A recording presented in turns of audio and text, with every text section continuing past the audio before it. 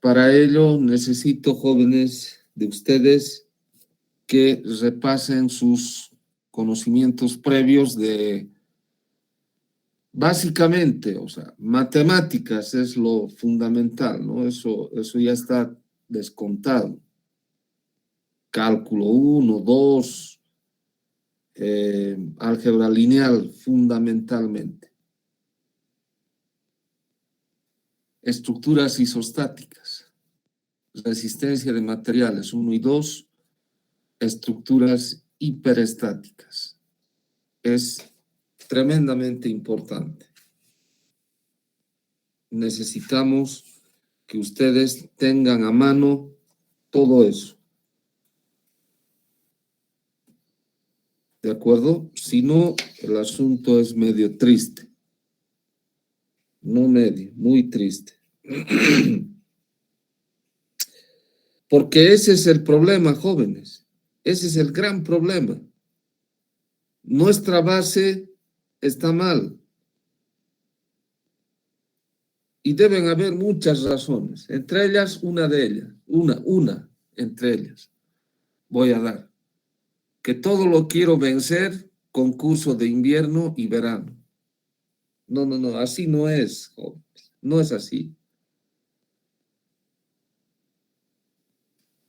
No puede ser así. Como les digo yo, el aprendizaje necesita de tiempo. Y en 4 semanas, que es un curso de verano, o en 3 semanas, que es un curso de invierno, no, ahí no voy a aprender nada. Nada. Pero obtengo la nota de aprobación, no sé cómo, ¿no? Como sea. Bueno, hay algunas explicaciones, pero finalmente obtengo la aprobación y listo. Obtengo la aprobación, pero no obtengo el conocimiento, o sea, no sé. Y entonces voy acumulando eso, llegamos aquí y listo, ahí sale a la luz si sé cuánto he aprendido o cuánto no he aprendido. Ese nomás es el gran problema aquí.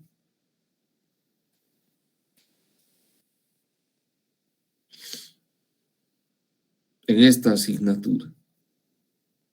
Porque los ejercicios de examen que se toman son de estructuras isostáticas. Isostáticas. Claro que involucran el conocimiento que se imparte en esta asignatura.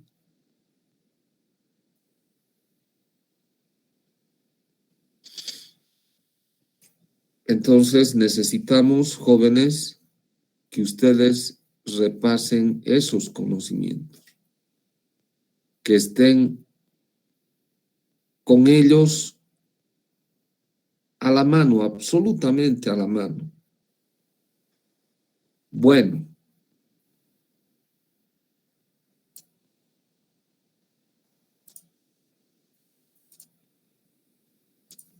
Para esta asignatura tenemos este contenido.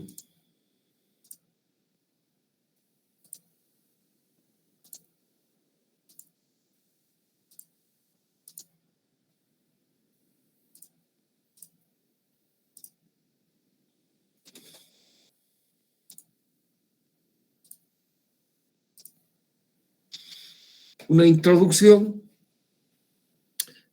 luego el estado tensional del sólido elástico, análisis de deformaciones en medios continuos, relaciones entre tensiones y deformaciones, elasticidad bidimensional y planteamiento general del problema elástico.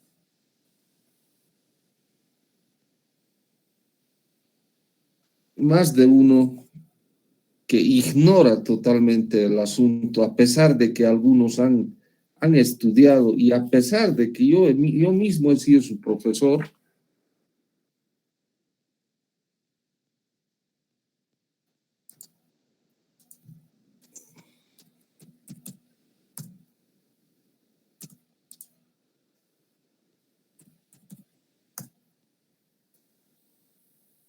bueno, ocurrió un problemita, bueno, les decía, no entienden el asunto este, ¿no? Y dicen, ¿y para qué pues? ¿Para qué es esto? ¿Para qué sirve?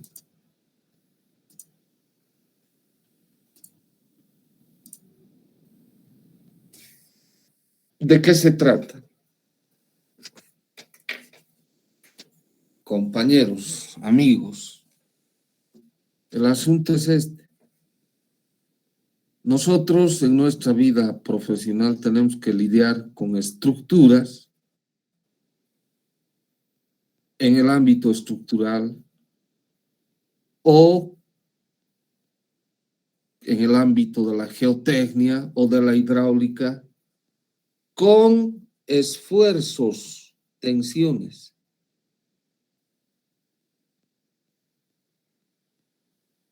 Eso es lo que se nos presenta en la vida profesional. No, es que yo voy a ser ingeniero sanitario ya. Para que las caquitas puedan fluir, ¿no ve? Existe una teoría, se llama, ¿qué se llama esa teoría?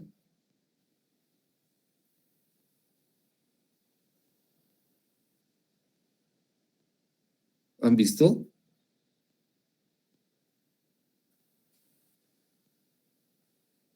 La teoría de la fuerza atractiva, que básicamente habla del esfuerzo de corte. Cuando el esfuerzo cortante máximo resistido es vencido, el agua, por ejemplo, puede fluir. Esfuerzo cortante. Hidráulica.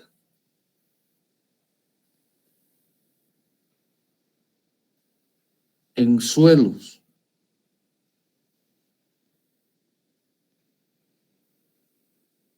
Si el esfuerzo de corte permisible o el esfuerzo de corte último a desmoronar es el caso de los taludes, por ejemplo. Esfuerzo de corte, esfuerzo.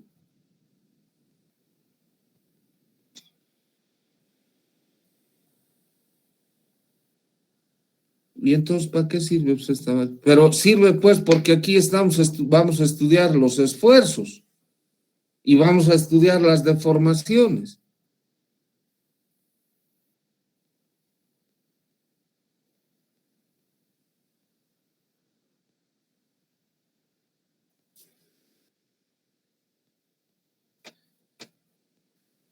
Con eso nos vamos a encontrar cada rato.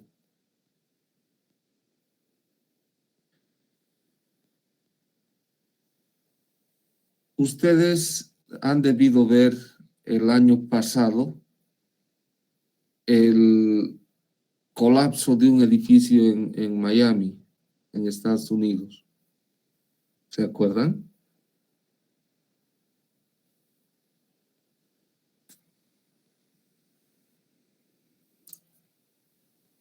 ¿Se acuerdan de ese edificio? Sí, ya. A mi juicio, no ha fallado, o sea, a ver, y en un país como Estados Unidos, allá la mano de obra es calificada, o sea, no es como aquí, algunos de nuestros, bueno, muchos de nuestros obreros tal vez ni a la escuela han ido, ¿no? Y el contratista, que es el maestro mayor, tal vez ese ha ido hasta el quinto curso de básico, de primaria. En Estados Unidos no, el control es riguroso. Sí hay gente que tal vez ha cursado hasta cierto punto la escuela, el colegio, pero esos son ayudantes, nada más. No son maestros. Entonces, en un país así, el control es riguroso. Y yo, a mi juicio, la estructura no es la que ha fallado, ha sido el suelo. El suelo ha debido ir consolidando en el tiempo porque es así. Ustedes ya han visto mecánica de suelos y en algún momento el esfuerzo cortante último ha sido sobrepasado por la estructura. De alguna manera, pues, de repente se ha sobresaturado, algo habrá pasado, ¿no? En el suelo y ¡pum!, ha colapsado. Ahora voy a buscar ese edificio en el internet.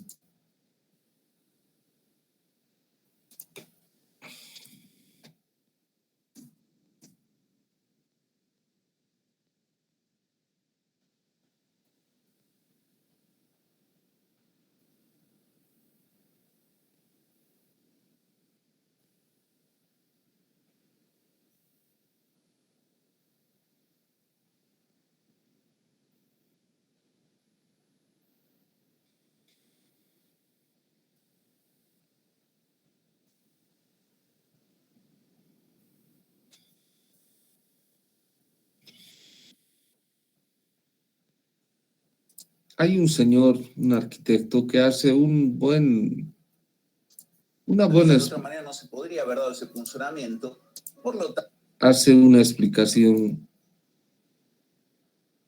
interesante el hombre, y es un arquitecto argentino. No porque sea arquitecto le vamos a descalificar, podemos escuchar y nosotros emitir nuestro propio juicio, ¿no?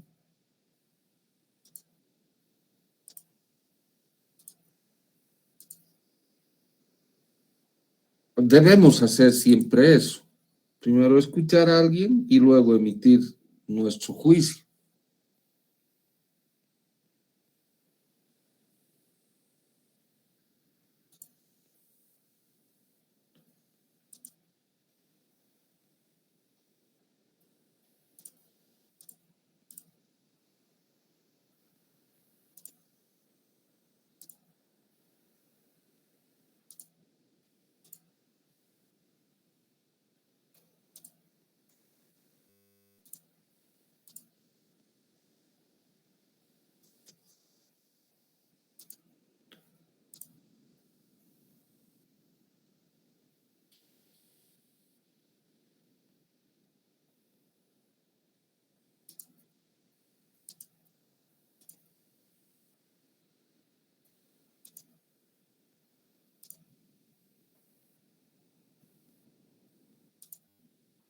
Este es el video que nunca hubiese querido hacer. Utilizar una catástrofe como esta, en la que murieron más de 150 personas aproximadamente por el derrumbe de un edificio, para enseñarte a vos qué es. ¿Sí se oye y se ve? Sí, ingeniero. Ya, vamos a mirar. Vamos a mirar.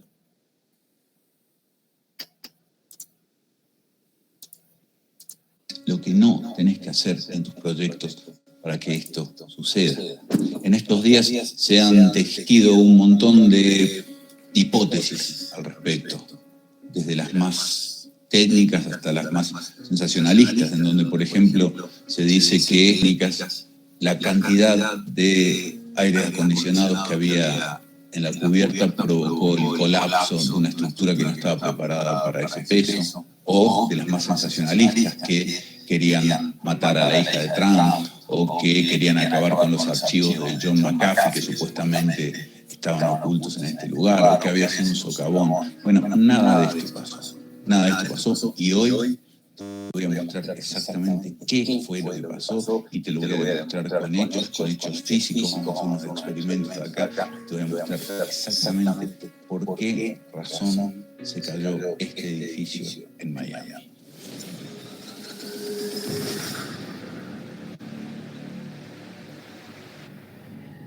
Ha habido muchos testigos presenciales de este colapso, pero el que yo considero más importante es el de la señora Adriana Sarmiento, quien junto a su esposo escucharon el primer estruendo y empezaron a advertir a los vecinos que se asomaron a los balcones por el mismo estruendo que bajaran del edificio, que el edificio iba a colapsar.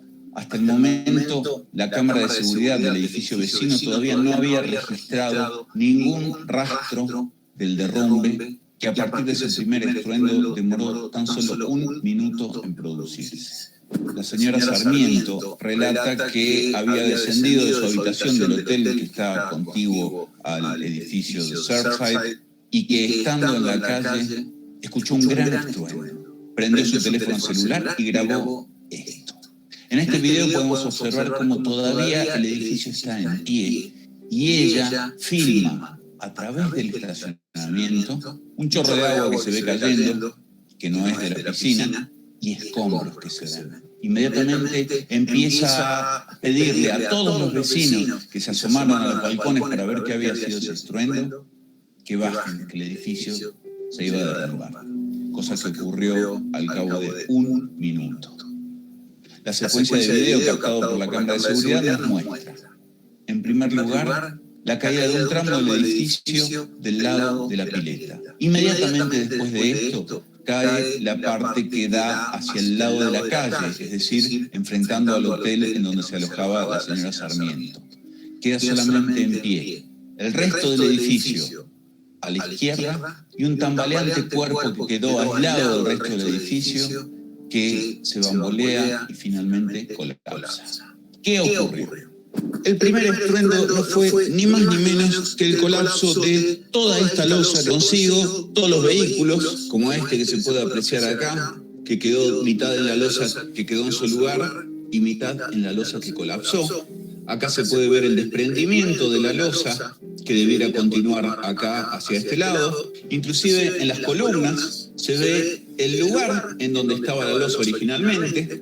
Esta es otra vista del mismo lugar, en donde se puede ver el lugar del anclaje de la losa con respecto a estas columnas y cómo esta losa completa desciende esta distancia.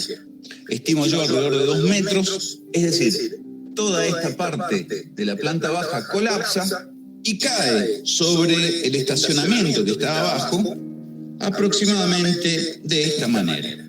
Este es el comienzo de la catástrofe. ¿Por qué falla esta losa? Falla por lo que se conoce como punzonamiento.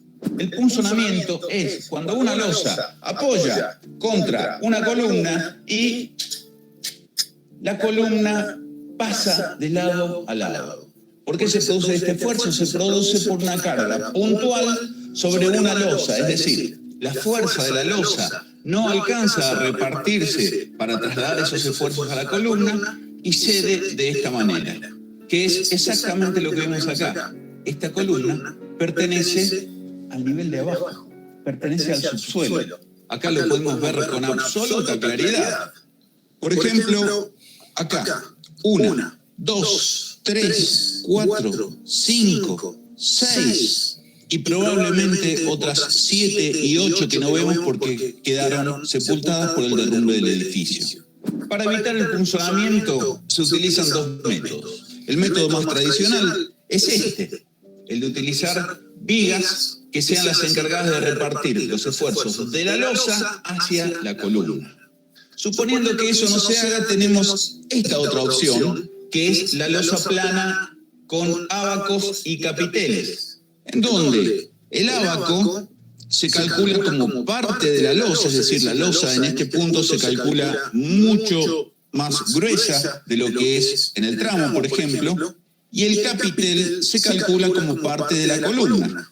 Sin embargo, no podemos verificar por qué razón se produjo este punzonamiento, porque la losa en este momento está colapsada. Lo más lógico sería visitar el estacionamiento y encontrar todas estas vigas. Sin embargo, si estas vigas hubiesen estado, no hubiese sido encontrar una estructura de esta naturaleza por encima de las columnas, pero mucho me temo que nos vamos a encontrar con esto. ¿Por qué digo esto? Porque el edificio demuestra, al quedar expuesta su estructura, que no posee vigas. No sé en el sótano, porque no las puedo ver, pero en el edificio, fíjense esto. A lo largo de toda esta imagen, que no es ni más ni menos que una radiografía de la estructura del edificio, no se aprecia ningún rastro de vigas. Por ejemplo, acá, en donde se ve el rastro de las losas que llegan directamente a la columna. Lo que se esperaría acá es ver mínimamente algún rastro de que ahí hay una viga, de que acá hay una viga, lo cual me hace prácticamente asegurar que si este comportamiento fue en el edificio, es decir, en las alturas, a nivel de planta baja y subsuelo, no había ningún tipo de viga, de otra manera no se podría haber dado ese funcionamiento. Por lo tanto, la fascia de lo que dio origen al derrumbe de los edificios fue la falta de vigas o de ábacos y capiteles en las columnas para sostener la losa que cubría el estacionamiento. Pero esto no es todo, porque el hecho de que colapse una losa en este lugar no tiene por qué comprometer a todo un edificio que venía en esta posición. Entonces, ¿por qué razón se desploma el edificio? Este es el edificio antes del colapso. Este es el sector entonces de la losa que falla y cae. Entonces, se desploma de esta manera y estos autos son los que caen junto con la losa. Este es el primer estruendo, es el estruendo que oye la señora Adriana y a través de la entrada de las cocheras percibe todos esos escombros y el agua cayendo. Mucho se ha hablado del agua, todos diciendo que era el agua de la piscina. Sin embargo, no es el agua de la piscina, es el agua del jacuzzi, que muy probablemente rompe una cañería de desagüe y cae sobre esta zona. Tal es así que en las fotos aéreas el día después del desastre se ve claramente cómo el jacuzzi está vacío, esta es la línea de quiebre de la losa, y la pileta no ha bajado en lo más mínimo su nivel. Ahora, ¿por qué razón se produce el colapso de toda esta sección del edificio inmediatamente después del derrumbe de esta losa? Para explicar esto, por un instante vamos a prescindir de todo aquello que no sea estructura del edificio, es decir, lo que lo sostiene en pie al edificio. Por lo tanto, ocultamos autos, barandas y piel del edificio. Nos quedamos con la mera estructura. Si analizamos el primer colapso cuadro a cuadro, nos vamos a encontrar con lo siguiente. En el cuadro 0 se inicia el derrumbe y ya en el cuadro 1 se puede ver cómo se ven comprometidas todas las secciones del edificio. Concretamente lo podemos ver en las ventanas, que están iluminadas, que empiezan a descender. Ahora, fíjense que el colapso empieza y se detiene por una décima de segundo. Cuadro 1, 2, 3, 4, 5, 6, y ahí ya está detenido. ¿Ven? Es decir, en el 4 comienza la detención del derrumbe. Por un segundo. 1, 2, 3, 4, ahí se detiene. Ya no baja más. Del 4 al 5, fíjense que no baja. En el 6 tampoco. En el 7 es como que vuelve a empezar a bajar. Y en el 8 se manifiesta fuertemente este descenso. Se detiene nuevamente y vuelve a caer. Vamos a verlo en cámara normal. Ahí se ve claramente cómo se detiene y cae. Lo vemos de nuevo, se detiene y cae. Una vez más, se detiene y cae. ¿Por qué sucede esto? ¿Por qué la estructura al bajar prácticamente un piso se detiene y luego se produce el colapso definitivo? Como se puede ver en el video, el sector del edificio que cae primero es este, arrastrando parte de lo que tiene al costado, pero la falla se produce acá abajo. Fíjese que cae prácticamente completo, salvo estas partes de acá que se desgarran. Vamos a verlo más en detalle. Cae al medio y se desgarran las partes de los costados. Acá se puede apreciar como esta parte es la que cae y trae arrastrando esta parte de las estructuras vecinas. Por lo tanto, la falla está acá abajo. Y efectivamente, fíjense en estas dos columnas de acá. Las columnas inicialmente fueron calculadas para esta luz en planta baja, los arrastramientos que generaban las losas en ese lugar. La luz que antes era esta para esta columna, ahora pasa a ser el doble. Y esta columna no fue calculada para tener esa altura. ¿Y cuál es la deformación que afecta a aquellos elementos esbeltos que son sometidos a compresión? El pandeo. Lo vimos hace 2 semanas. Flexión era esto. Pandeo es esto. Vamos a verlo con un modelo escala. Altura de la columna para la cual fue dimensionada, en donde por más fuerza que yo le haga, no hay ningún problema de pandeo. Sin embargo, la misma sección de columna en el doble de altura, en cuanto yo le ejerzo la misma presión, falla por pandeo. Esto es lo que pasó en el edificio Surfside. Estas dos columnas fallaron por pandeo. Al perder la riostra de este lado, las columnas se pueden deformar en este sentido y romperse. La rotura por pandeo es sin aviso. Se quiebra el doble tramo bajo y cae el resto. Hace pie por un instante la estructura y después se va, obviamente, por una catarata de esfuerzos para los cuales la estructura no fue diseñada y obviamente colapsa. Lo que sucede a continuación no tiene mayor misterio. Pasa lo mismo con las columnas del tramo de atrás. Primero colapsa esta parte. Cae la losa por punzonamiento. En segundo lugar, colapsan estas dos columnas por pandeo, produciéndose el desprendimiento de toda esta zona del edificio.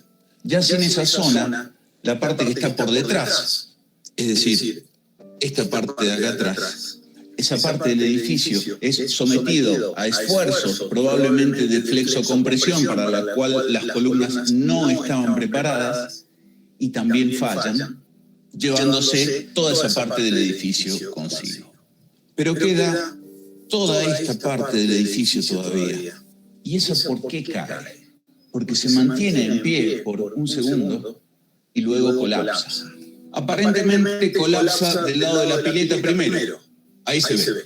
Colapsa de este lado. Es decir, que fallan y fallan parejas las dos columnas de abajo probablemente. Mientras tanto, el edificio se mantiene. En ese momento, ahí se puede ver cómo el edificio se está casi como torsionando un poco. Hasta que se quiebran esas columnas y cae completo otra vez todo el bloque y se desmorona. El resultado de ese último desmoronamiento es todo esto que se ve acá. De hecho, esta es la primera losa, acá se ve la segunda losa, la tercera losa, la cuarta losa, etc. Todo esto otro que se ve por acá es producto de lo que fue el primer desmoronamiento, y esto que se ve hacia este lado es parte del segundo desmoronamiento que llega a alcanzar con algunos escombros el hotel en donde estaba la señora Adriana. Y en último lugar, el causante de todo esto que fue la rotura de la losa del estacionamiento por punzonamiento. Ahora, ¿por qué razón ocurre esto? Que no hay intersticios a donde haya posibilidad de encontrar un sobreviviente. Porque en colapsos similares quedan espacios. Hay esperanzas de que acá adentro haya quedado alguien y pueda sobrevivir. Acá o acá. ¿Y por qué esto no pasó en Surfside? Hay una sola razón. Y es la razón por la cual se derrumbó la primera losa del estacionamiento y por la cual se produjo el pandeo de las columnas que derivó en la rotura de estas columnas y en el derrumbe de toda esa sección del edificio, y por lo cual se provocó también esta torsión del cuerpo que quedó aislado sobre la playa y que provocó también la falla de las columnas de planta baja y la caída de todo el edificio. Puede haber habido un pésimo mantenimiento. La estructura se pudo haber visto debilitada por la corrosión en las varillas de hierro en la zona de la piscina, donde estaban muy expuestos, se lo veía en fotos que se han publicado. Pudo ser que el salitre, el agua del mar, también haya provocado un deterioro muy rápido, muy avanzado sobre el acero de la estructura. Pero nada de esto hubiese sucedido, pese a todas estas sucesión de fallas, si el edificio hubiese tenido vigas. El edificio no tiene vigas. Esta es la imagen que recorrió el mundo.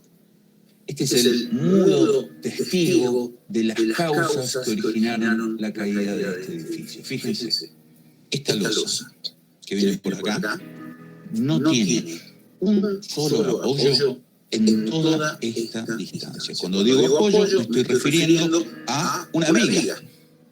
Mínimamente acá tiene que haber una viga que esté soportando esta losa y que permita volar este prácticamente 1,80 m que tienen esos balcones de voladizo.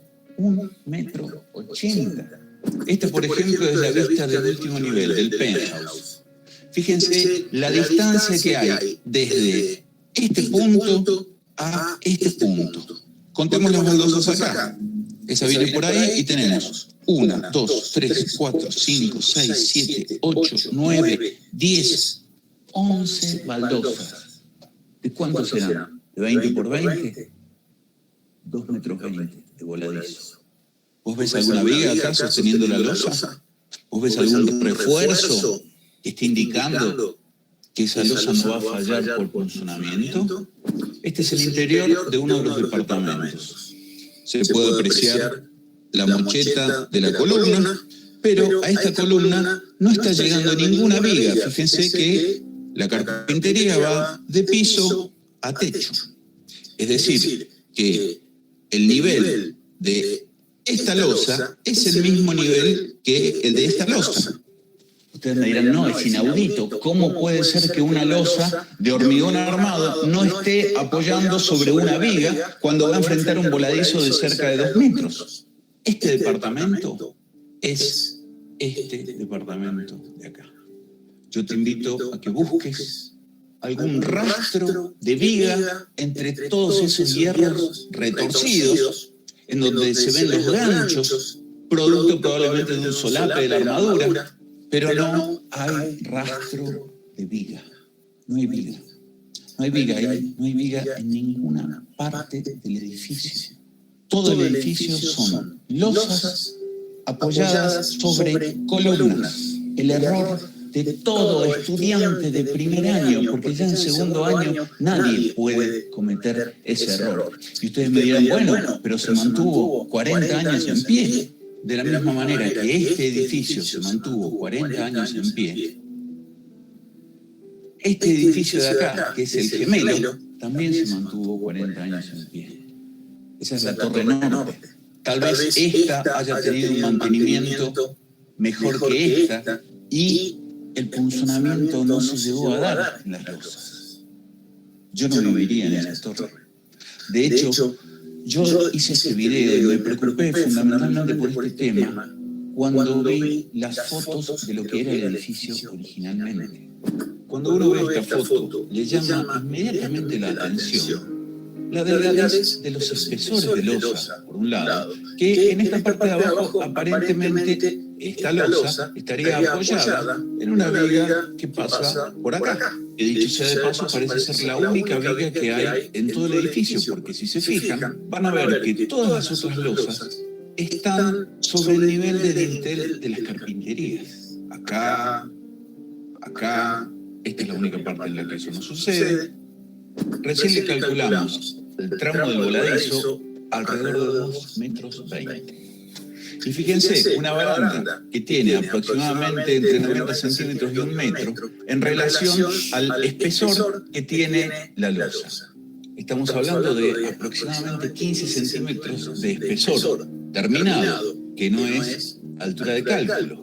Que en este caso supuestamente, de nuevo, están apoyados sobre una viga, pero en este caso no, en este tampoco, en este y en ningún otro caso. Ese espesor de 15 centímetros es este que ustedes ven acá. Mi pregunta es, si esa losa no está apoyada, ¿en qué momento termina el tramo y en qué momento empieza el voladizo? ¿En qué momento tengo que subir los hierros para que esto trabaje a tracción en la parte de arriba? Y supongamos que lo han llenado de hierros, cosa que se ve claramente que no es así, mismo acá, mismo en todos estos tramos de columnas completos que aparecen sin ningún rastro de haber sido desprendidos prácticamente de nada, porque se ve un poquito ahí, fíjense, esto es inaudito, es decir, llega hasta acá en realidad, es un tramo, es toda una columna completa que va de piso hasta el último piso. Cuando en realidad ese encuentro se debería ver por lo menos así, por lo menos vigas de 30 centímetros. La falta de vigas en una estructura genera esto. En primer lugar, las losas pierden rigidez. Fíjense esto. Una losa sin vigas. No lo puede soportar. ¿Sí? Ahora, la misma losa, el mismo cartón, pero con vigas, con estos pliegues acá a los costados, genera rigidez. Gracias a estos bordes materializados que le dan rigidez a la losa. Y no solamente le dan rigidez a la losa, le dan rigidez a todo el edificio. Miren, un esquema estructural sin vigas, en donde está todo pegado, esto resiste perfectamente, y un esquema estructural con vigas de cartón, el mismo material. Fíjense cómo se comporta este. Fíjense cómo se comporta este. Yo le voy a poner una vigueta, una sección de vigueta, que esto debe estar pesando unos 2,5 kilos. Arriba de esta, nada. Voy a poner eso, más esto, más esto. Nada, ningún problema. A esta que no tiene vigas, vamos a tratar esto derechita. Miren, ¿cuánto va a durar? Ahí viene el colapso.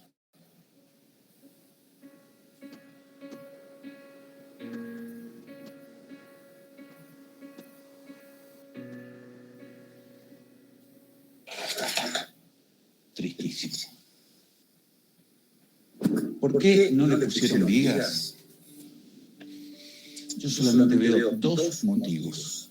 Ignorancia, la persona que lo hizo dijo, no sabía que había que ponerle vigas, o no, esto aguanta, o porque eso no se nos puede haber pasado a 1, 2, 3, 4. ¿Cuántos controles hay en la misma ciudad? La ciudad hace sus propios controles, aprueba las obras. Hay un arquitecto que firmó, hay un ingeniero que firmó. Hay alguien que se encargó del mantenimiento también y no dio aviso o no hizo nada para arreglar lo que ya se veía que pudo haber generado esta falla por funcionamiento. Ignorancia, yo la descarto. Ambición. ¿Por qué ambición? Al no ponerle vigas, la distancia de piso a techo puede ser significativamente menor, porque no hay altura de paso en ningún momento, porque no hay vigas. Es decir, en esta situación, si yo me puedo ahorrar 30 centímetros por piso, en una de esas, en la suma total, puedo meter 13 niveles, en donde la normativa por altura, con vigas, solamente me dejaría 12 niveles. Fíjense, la normativa en esta zona aparenta tener una altura que es más o menos esta. ¿Sí? Están todos los edificios alineados sobre esa altura, al menos en la década del 80. Este edificio tiene planta baja, más 1, 2, 3, 4, 5, 6, 7, 8, 9, 10, 11, 12, son 13 plantas en total, contando la planta baja. Vamos a ver este edificio que está acá. Tiene planta baja más 1, 2, 3, 4, 5, 6, 7, 8, 9, 10, 11. Es decir, 12 plantas en total.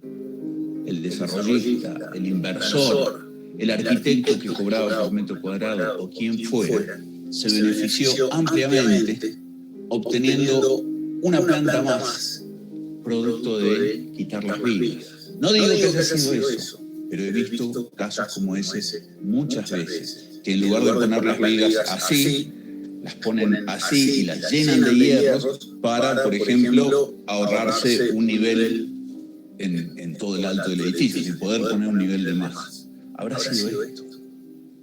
A mí no me queda que pensar otra. Por ignorancia, esto no puede haber sido. No puede haber sido. Y si lo fue, para eso estoy hoy acá, para mostrarte a vos cómo no hay que hacer las cosas.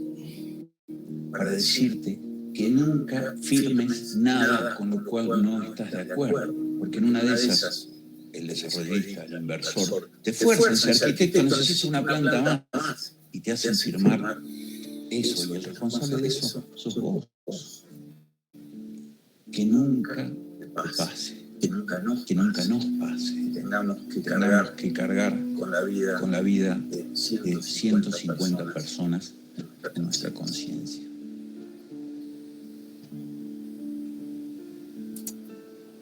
Hoy no hay sorteo, no hubo Wilson. Como te dije al principio, es el video que no hubiese querido hacer. Toma conciencia, por favor, la estructura es lo más importante. Hagamos un minuto de silencio por las víctimas de esta tragedia.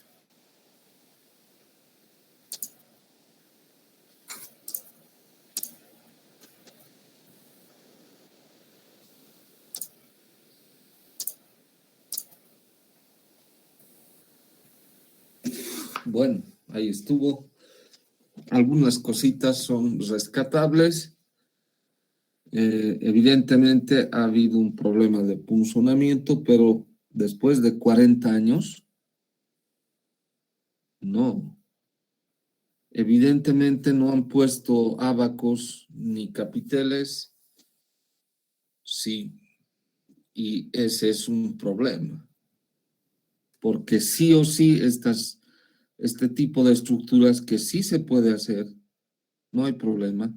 Por ejemplo, les voy a decir, el edificio de la Facultad de Economía, se ubican, ese es losa entre pisos sin vigas.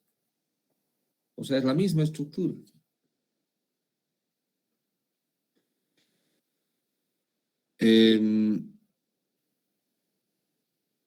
Sí se puede hacer, no hay problema, pero hay que verificar, como decía el amigo, el cortante, escuchen bien, ¿no? El corte por punzonamiento. Tenemos que verificar tal cosa. ¿Qué cosita es? El corte, tensión. La tensión por punzonamiento. Entonces, a mi juicio, yo no sé, no he visto, no conozco a detalle esa estructura, pero a mi juicio el suelo es el que ha fallado. Ha habido una pequeña falla en el suelo y todo el edificio se ha ido a tierra. ¿Y el suelo ha fallado a qué? A corte un esfuerzo. ¿No? Actúa el esfuerzo y con el esfuerzo actúa la deformación. Sigue el esfuerzo, aumenta el esfuerzo, aumenta la deformación. ¿Y dónde se estudia eso? Aquí pues en mecánica del medio continuo. Y hay algunos que dicen, ¿y para qué sirve, pues? No, no sirve para recetar ivermectina, no sirve, porque no sirve. Mecánica del medio continuo, no, ivermectina, que dicen que es para el COVID, ¿no?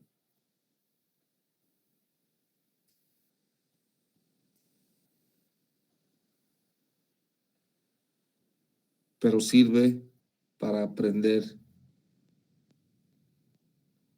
desde un punto de vista matemático, físico-matemático, las tensiones, las deformaciones y sus relaciones. Bien.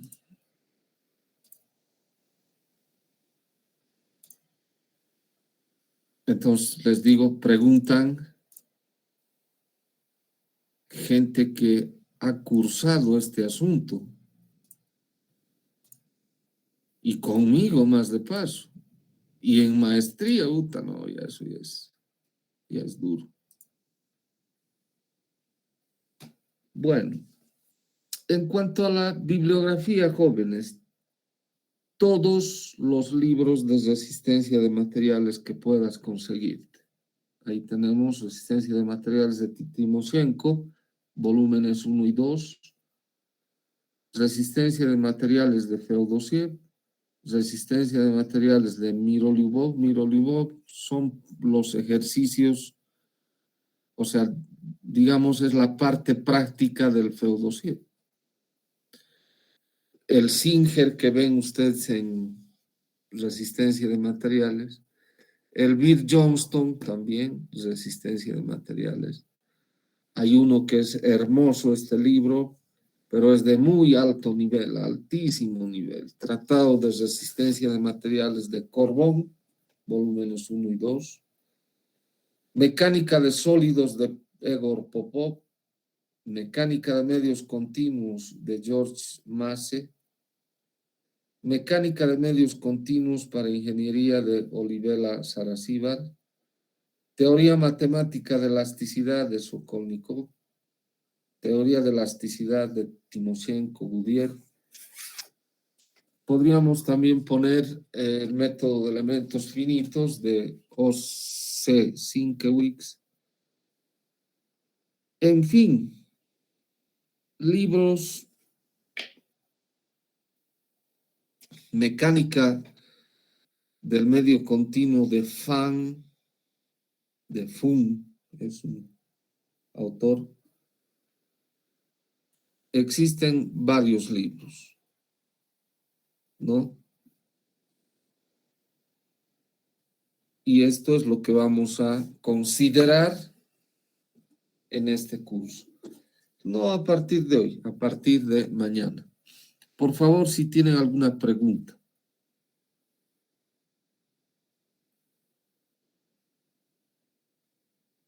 ¿Preguntas? Buen día, ingeniero. Sí, buen día. Tengo aquí una consulta, ingeniero. A ver. Por ejemplo, hay un edificio, el Presidente, que está en la Avenida Libertador Simón Bolívar. ¿Ya? Bueno, yo también he trabajado un tiempito y lo que me contaron es que salta, dice, de la pared su cerámica. O sea, ya, o sea, como si estuviera, según ellos, dicen que tal vez es un fantasma, ¿no? No. Sí. Entonces, Solamente, ¿saben qué? Solamente es el fantasma de la ignorancia. Sí, ingeniero, pero hasta donde yo sé, creo que ya ha caducado su tiempo de vida del edificio. Entonces, mi pregunta era, tal vez si hay una comisión que verifica eso, que tal vez ya ha culminado su tiempo de vida. Entonces, ¿qué se puede decir a esas personas para que tal vez desalojen, ¿no? Porque yo veo que hasta las personas que viven en ese edificio ya tienen miedo, digamos, de que Claro. se colapse en realidad el edificio. Ya. O sea, ocurre lo siguiente. Las estructuras de hormigón armado tienen una vida útil de 30 años. O sea, eso no quiere decir que al cabo de los 30 años se va a caer a pedacitos, ¿no? No, no, no. No. Hay puentes aquí en Bolivia que han sido construidos el año 1956, por ejemplo, y que siguen funcionando. Miren, 1956. Tienen aproximadamente 22 años más, o sea, con este, ¿no? 2022, más 44, 66 años y están funcionando. Y me preguntarán, ¿y le habrán hecho mantenimiento? Ese es un chiste, ¿no? Es un chiste. Nadie le ha hecho ningún mantenimiento. A algunos sí, sí les han hecho. O sea, su vida útil, de ahí el edificio ya no se garantiza su uso, no se garantiza. Pero si se hace un mantenimiento adecuado, entonces puede todavía funcionar otros 10, 20 años, digamos, puede funcionar. Pero si no se le hace mantenimiento, o sea, tenemos que saber que la vida útil es 30 años. Ahora, aquí en Bolivia, ¿tú crees que existirá alguna entidad que te diga ya llegó a los 30 años, por favor, hay que desocupar? Eso también es un chiste, ¿no? Deberían ser los municipios, deberían ser inclusive las sociedades de ingenieros civiles y arquitectos también locales, y finalmente debería ser el Ministerio de Obras Públicas. ¿Pero ustedes creen que van a hacer eso en nuestro país?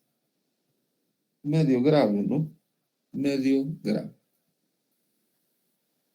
Así que a ver, entre paréntesis les voy a decir, no le va a pasar, o sea, no se va a caer, ¿no? De hoy para mañana no se va a caer, pero ya no podemos decir, esto no se va a caer, definitivamente esto no se va, no podemos decir eso.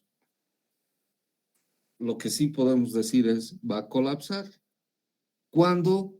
No sabemos, pero va a colapsar. Así que tomen sus recaudos. Así que, O sea, miren esto, ¿no? Hay demasiada responsabilidad de por medio, jóvenes. Mucha responsabilidad. Y lo que yo les exijo es poco, es poquito. Pero alguna gente lo ve como, pucha, es el desgraciado del ingeniero Camacho. Ay, no, que no. Es poco lo que te estoy exigiendo. En mi concepto es lo mínimo que te estoy exigiendo.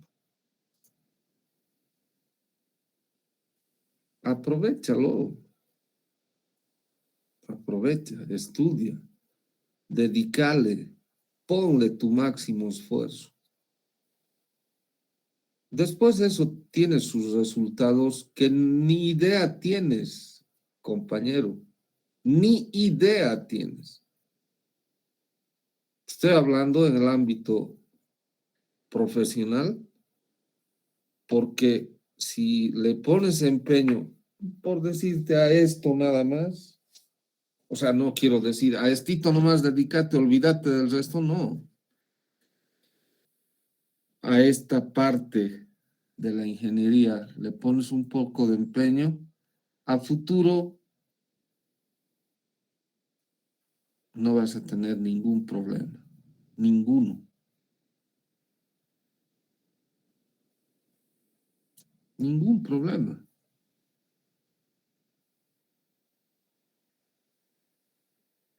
les voy a contar una historia así bien trivial que me ocurrió en algo que tampoco era una estructura de importancia así fatal. ¿Qué pasó? Eh, Estuve canalizando una torrentera aquí en Cochabamba hace años, ¿no? Y era el canal, había que revestirlo con, no revestirlo, sino hacer muros y piso, el fondo del canal, de hormigón ciclópeo. Bueno, eso se hizo. Y hemos vaciado, como ya te voy a enseñar qué cosas se tiene que cumplir. No es agarrar y el muro de canto a punta vaciarlo, no es así. Tampoco el fondo. Entonces pasa que se vació, se hicieron paños se llaman, o segmentos del canal de 5 metros. 5 metros. Y en el fondo no le pusieron una junta de dilatación, los 2 primeros paños, ¿no? No le pusieron. Yo era el supervisor. Entonces, yo atareado en otras cosas, no me fijé en eso y no le hicieron la junta de dilatación al centro del fondo, ¿no? Entonces, el resultado es que se va a vaciar el tercer paño y yo ya estoy ahí, ¿no? Claro que en el primero y segundo también estuve. Y yo encargué, me van a hacer una junta aquí y no la hicieron. Bueno, entonces para los siguientes yo ya haga la junta y se hizo. Como era un canal largo, enorme, los 2 primeros paños vaciados, muro y fondo, ya estaban fraguados, ¿no? Ya. Y aquí en Cochabamba, jóvenes, Cochabamba es zona sísmica. Cada minuto hay sismo en Cochabamba. Entonces, a medida que avanzábamos, ¡pum!, al cabo de un mes, creo, un poco más, justo en el centro empieza a fisurar esos paños. Justo en el centro. ¿Por qué? Porque te exige la misma estructura, te pide la misma estructura ese tipo de juntas. Entonces agarré al constructor y le mira, otro ingeniero, ¿no? Mira lo que te dije. Porque cuando le dijo, y no me has hecho la junta, no pasa nada, ya vamos a ver, le dije, ya vamos a ver si pasa o no pasa.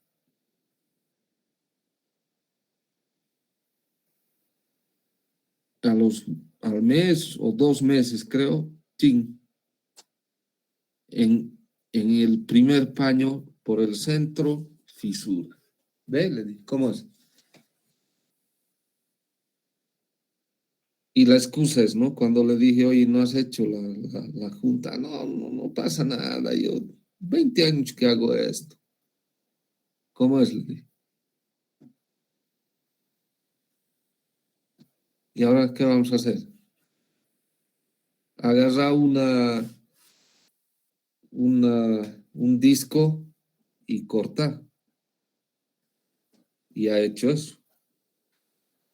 O sea, jóvenes, y yo soy estructuralista, ¿no? Pero claro, tengo que trabajar en lo que haya, en lo que haya. Hay canal, ya, pues en eso tengo que trabajar, tengo que ganar plata, ¿no ves?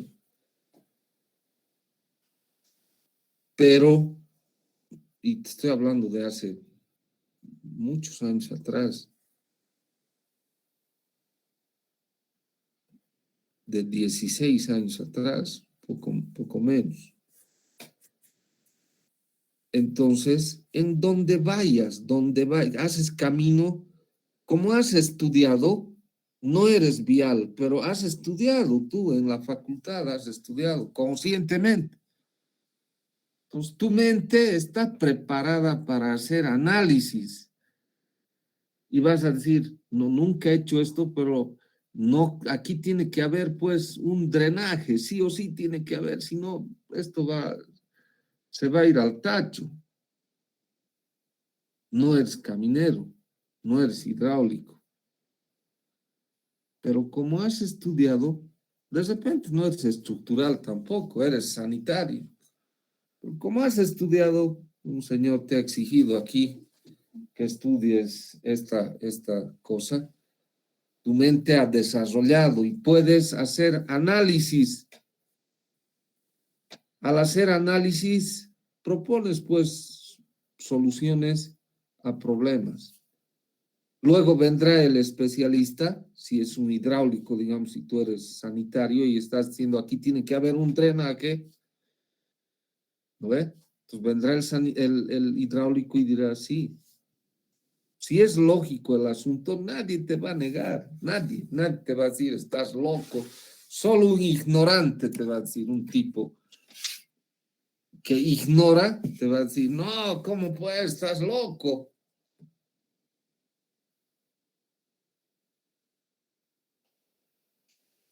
Bueno, entonces, jóvenes, a partir de mañana empezamos con el capítulo introductorio, que es este, ¿no? Aquí están todas las diapositivas.